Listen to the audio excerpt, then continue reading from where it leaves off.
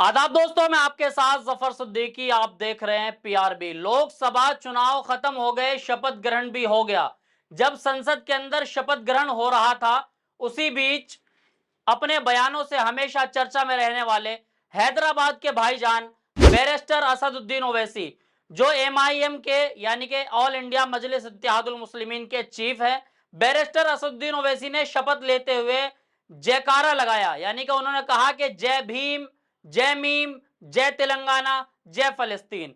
जय फलस्तीन को लेकर जो हंगामा मचना शुरू हुआ, वो सभी आप लोग तमाम मीडिया पर देख रहे होंगे। आज हम इसी पर बात करने वाले हैं कि असदुद्दीन ओवैसी ने जो जय फलस्तीन बोला, उसको लेकर किस तरीके से जो है हंगामा पूरे देश भर के अंदर बरपा है। तो जय फलस्तीन कहा असदुद्दीन ओवैसी ने। जय फलस्तीन बोलने के बाद बीजेपी के कई बड़े नेता जिन्होंने उनका विरोध किया, कई हिंदू संगठनों ने असदुद्दीन ओवैसी के खिलाफ मोर्चा खोल दिया। दिल्ली पुलिस के हेडक्वार्टर के पास असदुद्दीन ओवैसी के आवास पर हमला किया गया, कालिक पोती गई। यानी कि जो आवास मिले हुए हैं दिल्ली पुलिस के द्वारा, जो असदुद्दीन ओवैसी का जो दिल्ली में घर है, जो उनका आवास है, वहां पर जो है हमला किया गया। उनके जो बोर्ड लगा हुआ है, जहां पर एमएलए का नाम लिखा होता है, एमपी का नाम लिखा होता है, मेंबर ऑफ पार्लियामेंट का नाम लिखा होता है, मेंबर ऑफ पार्लियामेंट का जो बोर्ड लगा होता है, उसके ऊपर जो है कालिक पोती गई। उसके बाद दिल्ली पुलिस ने अज्ञात लोगों के खिलाफ जो है एफआईआर दर्ज कर ली है। वहीं लोकसभा स्पीकर ओम बिरला जो है वो असदुद्दीन ओवैसी से मुलाकात की और उन्होंने कहा कि जल्द ही इसके खिलाफ कार्रवाई की जाएगी। लेकिन सवाल तो तब उठता है जब एक सांसद देश में देश विरोधी नारे लगाता है। देश विरोधी मैं इसलिए कह रहा हूं क्योंकि ये देश जो है ये लोकतंत्र से चलने वाला देश है। ये देश किसी एक मजहब का देश नहीं है। ये देश, हमारा मुल्क यानी कि भारत जो है, उसमें तमाम मजाहिब के लोग रहते हैं। यहाँ पर हिंदू, मुसलमान, सिख, ईसाई, बौद्धिस्ट, पारसी, तमाम लोग इस देश के अंदर रहते हैं। इसलिए देश की संसद में, उसी देश की सबसे बड़ी पंचायत में जब देश विरोधी नारे लगाए जाते हैं, मतलब हिंदू राष्ट्र के नारे लगाए जाते हैं। और नारा किसने लगाया? बीजेपी के सांसद है छत्रपाल गंगवार ने शपथ के दौरान कहा जय हिंदू राष्ट्र। उसके खिलाफ किसी ने भी अभी तक कोई विरोध दर्ज नहीं किया, जबकि यह नारा देश का विरोधी नारा है। देश विरोधी नारा इसलिए क्योंकि देश लोकतंत्र से चलता है, संविधान से चलता है। संविधान में कहीं हिंदू राष्ट्र की कोई बात नहीं कही गई है। इसलिए हिंदू राष्ट्र, मुस्लिम राष्ट्र, खालिस्तान राष्ट्र, इस तरह के नारे लगाने वाले तमाम लोग जो है वो देश विरोधी नारे के श्रेणी में आते हैं। यानी कि देश विरोधी नारा उनको कहा जाता है। तो यानी कि देश विरोधी नारा जो है देश की सबसे बड़ी पंचायत के अंदर जब लगाया गया, लेकिन उसका कोई विरोध नहीं होता है। लेकिन जब देश के एक सांसद, चुने हुए सांसद असदुद्दीन ओवैसी ने जैसे ही नारा लगाया, यानी कि जय फलस्तीन कहा, उसके बाद जो बवाल मचा वो सब आपके सामने है। यानी कि देश की सबसे बड़ी पंचायत में बीजेपी के सांसद, जिनका नाम रमेश बिधोड़ी, यानी कि जो पिछले संसद में थे, इस बार तो नहीं है, रमेश बिधोड़ी ने बसपा के एक सांसद चुने गए थे जिनका नाम दानिश अली कुंवर था। देश की सबसे बड़ी महापंचायत में उन्होंने इस तरह की अभद्र भाषा का इस्तेमाल किया जो लेना ठीक नहीं है, लेकिन लोगों को समझाने के लिए और बताने के लिए बोलना बेहद जरूरी है। उन्होंने कहा था कठवा, मुल्ला, देशद्रोही, इस तरह की अभद्र भाषा का इस्तेमाल जो है वो किसने किया था? यानी कि भाजपा के सांसद रमेश बिधोड़ी ने इस तरह के भाषा का इस्तेमाल किया था देश की सबसे बड़ी पंचायत में।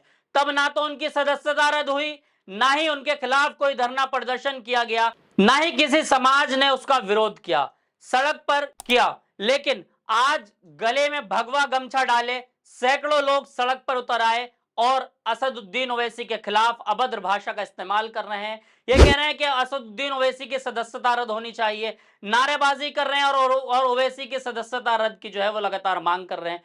उसी बीच श्री कृष्ण जन्मभूमि के पक्षकार हैं दिनेश शर्मा, उन्होंने तो सारी हदें पार कर दी। यानी कि देश की अदालत को, देश की शासन प्रशासन को, देश की अदालतों को, देश की महापंचायत को जो है खुली चुनौती दे डाली। लेकिन ऐसे लोगों के खिलाफ भी कार्रवाई नहीं होती है।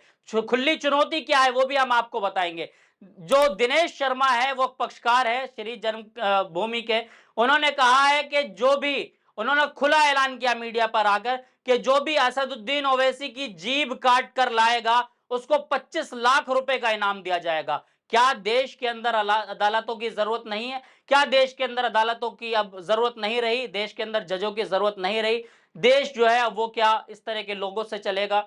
ये अब सवाल उठ रहा है कि जब उसने ये कहा कि 25 लाख रुपए का इनाम उस व्यक्ति को दिया जाएगा जो असदुद्दीन ओवैसी की जीभ काट कर लाएगा। फिर किसी तरह नफरत की बयानबाजी करने वाले लोगों के खिलाफ आखिर कार्रवाई कब होगी? अब देश की जनता यह सवाल कर रही है कि इस तरह के लोग हैं जो देश विरोधी नारे लगाते हैं, देश के संविधान को जो है सीधा सीधा खुली चुनौती दे रहे हैं, देश के संसद को, देश के अदालतों को, देश के शासन प्रशासन को जो लोग खुली चुनौती दे रहे हैं, आखिर उनके खिलाफ कार्रवाई कब होगी? अब देश की जनता इस बात का इंतजार कर रही है कि क्या ऐसे लोगों के खिलाफ कार्रवाई होगी, या फिर असदुद्दीन ओवैसी का आखिर जुर्म क्या है? असदुद्दीन ओवैसी अपने आप को मुसलमानों का नेता कहते हैं। असदुद्दीन ओवैसी जो है उनके साथ दलित समाज के लोग भी जुड़े हुए हैं, क्योंकि उन्होंने जय भीम, जय तेलंगाना, जय मीम और जय फलस्तीन का नारा लगाया। जय फलस्तीन का नारा लगाना इसलिए भी गलत नहीं है, हम खैर किसी की बातों का समर्थन नहीं करते हैं, लेकिन जय फलस्तीन का नारा इसलिए उन्होंने लगाया क्योंकि हमारी देश की संवेदना जो है वो लगातार फलस्तीन के साथ रही है। पूर्व में जो प्रधानमंत्री रहे उन तमाम लोगों ने फलस्तीन का समर्थन किया। अभी जो मौजूदा प्रधानमंत्री है 3.0 के जो प्रधानमंत्री जिनका नाम श्री नरेंद्र मोदी है, अभी जब फलस्तीन पर जो है लगातार गाजा पर जब हमला चल रहा था, जब वहां पर वॉर हो रहे थे, उसी बीच प्रधानमंत्री मोदी ने जो है यहां से जो है सामग्री भेजी और समर्थन दिया, यानी कि हमारे देश का जो है समर्थन लगातार हमारे मुल्क फलस्तीन के साथ रहा। तो इसलिए किसी देश का जयकारा लगाना कहीं तक गलत नहीं है, लेकिन जिस लोकतंत्र के अंदर हिंदू राष्ट्र, मुस्लिम राष्ट्र या खालिस्तान राष्ट्र की मांग करना ये देशद्रोही, देश विरोधी नारे हैं, तो इन लोगों के खिलाफ कार्रवाई नहीं होती। लेकिन कल जो तस्वीरें हमने देखी कि बड़ी तादाद में लोग दिल्ली के जंतर मंतर पर पहुंच गए और असदुद्दीन ओवैसी की इस तरीके से जो है मतलब उनकी वहां पर मुखालिफत करने लगे, वहां पर उनके पोस्टरों को लोगों ने जो पैर के नीचे कुचलने की कोशिश की। तो आखिर इन लोगों के खिलाफ क्यों कार्रवाई नहीं होती है? दिल्ली पुलिस ने जो है उनके खिलाफ कुछ लोगों को जो है वहां पर अरेस्ट भी किया, बताया जा रहा है, जो खबरें हम तक पहुंची है। लेकिन जिन लोगों ने दिल्ली पुलिस को ये कह सकते हैं कि एक तरीके से चेतावनी देने का काम किया, यानी कि दिल्ली पुलिस का जो हेडक्वार्टर है, दिल्ली पुलिस मुख्यालय है, उसके पास में असदुद्दीन ओवैसी का जो घर है, वहां पर कालिक पोती जाना, एक मेंबर ऑफ पार्लियामेंट के घर के बोर्ड पर कालिक पोती जानी कहीं ना कहीं दिल्ली पुलिस को चेतावनी नहीं है क्या?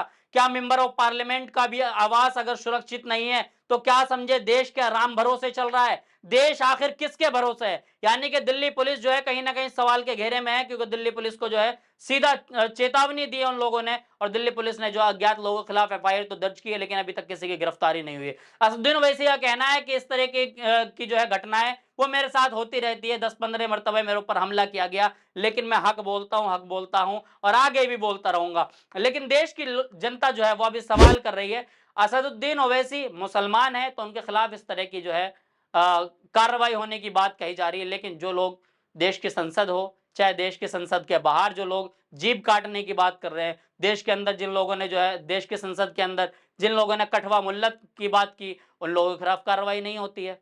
असदुद्दीन ओवैसी लगातार जो है वो बयान देकर जो वो चर्चा में रहते हैं, लेकिन उनके बयान को जो है बहुत सीरियस लिया जाता है। वो इसलिए क्योंकि वो एक मुस्लिम का चेहरा है, टोपी लगा कर रखते हैं, लेकिन देश के जो मेंबर ऑफ पार्लियामेंट है सभी जो है वो बराबर हैं। जितने भी मेंबर ऑफ पार्लियामेंट है, चाहे वो भाजपा के हो, एनडीए के हो, इंडिया गठबंधन के हो, तमाम लोग। तो आखिर अगर संसद के खिलाफ कोई नारेबाजी कर रहा है, यानी कि जो संसद के रूल रेगुलेशन उनके खिलाफ अगर कोई नारेबाजी कर रहा है, कोई उसका विरोध कर रहा है, तो उनके खिलाफ कार्रवाई होनी चाहिए, उनकी सदस्यता रद्द होनी चाहिए। लेकिन अगर वो जय फलस्तीन का जो नारा अगर वो गलत होता, तो फलस्तीन जय फलस्तीन का नारा लगाने के बाद असदुद्दीन ओवैसी जो है वो सीधे आगे की तरफ बढ़े, यानी कि जो प्रक्रिया होती है, जो लोकसभा स्पीकर होता है उनसे मिलने का, तो उन्होंने जाकर वहां पर हैंडशेक किया, यानी कि उनसे मुलाकात की, मुसाफा किया, हाथ मिलाया, और उसके बाद वो अपनी चेयर की तरफ जाकर बैठे। तो अगर वो गलत होता तो वहीं पर जो है लोकसभा स्पीकर जो है वो साफ मना कर देते, यानी कि वो उसका विरोध कर देते लोकसभा स्पीकर, क्योंकि लोकसभा स्पीकर जो है लगातार वो अपना काम करते रहते हैं। कभी राहुल गांधी का माइक म्यूट होता है, यानी कि जो संसद के खिलाफ चलता है, यानी कि उनका जो है माइक बंद कर दिया जाता है, उनके खिलाफ लोकसभा स्पीकर जो है वो एक्शन लेते हैं। लेकिन असदुद्दीन ओवैसी को ऐसा कुछ नहीं बोला गया, और जब उनके घर पर मतलब इस घटना के बाद जब उनके घर पर कालिक पोती गई, उसके बाद खुद जो है ओम बिरला वहां पर जाकर असदुद्दीन ओवैसी से मुलाकात करते हैं। तो क्या यानी कि लोकसभा स्पीकर इस बात को मान रहे हैं कि जय फलस्तीन का नारा जो है वो गलत नहीं है? तो देश के कुछ हिंदूवादी संगठन जो है, जिनका नाम वीएचपी है, विश्व हिंदू परिषद हो, चाहे वो हिंदू रक्षा दल हो, वो तमाम लोग आखिर देश के क्या वो जिम्मेदार हैं? देश के वो ठेकेदार हैं? देश की वो पुलिस में है, सीआरपीएफ में है, या रैपिड एक्शन फोर्स के जवान हैं? आखिर ये भगवा कलर का गमछा गले में डालकर उसके बाद इस तरह का तांडव करना, कहां तक ठीक है इस तरह का तांडव, और उसके खिलाफ यानी कि जो गलत नहीं है, यानी कि असदुद्दीन ओवैसी ने जो है वो देशद्रोही नारा नहीं लगाया, देश विरोधी नारा नहीं लगाया, जय फलस्तीन कहा, यानी कि किसी भी एक सांसद की जो है वो खुद की राय हो सकती है कि वो उसको समर्थन कर रहा है, क्योंकि पूरा देश ने जो हमारा समर्थन किया तो एक मेंबर ऑफ पार्लियामेंट ने भी समर्थन कर दिया। हम इस बात की पुष्टि नहीं करते हैं कि क्या कुछ हुआ उस बीच, लेकिन हम इस बात को जरूर कहेंगे कि जिन लोगों ने देशद्रोही नारे लगाए, देश विरोधी नारे लगाए, यानी कि हिंदू राष्ट्र के नारे लगाए, उनके खिलाफ कार्रवाई क्यों नहीं हुई, यानी कि लोकसभा स्पीकर जो है उन्होंने इस पर कार्रवाई क्यों नहीं की। आप पूरी वीडियो को देखकर क्या कुछ सोचते हैं कमेंट बॉक्स में अपनी राय जरूर दें। जब तक के लिए आपसे लेता हूं अलविदा, फिर मिलूंगा किसी वीडियो के साथ, जब तक देखते रहिए पीआरबी।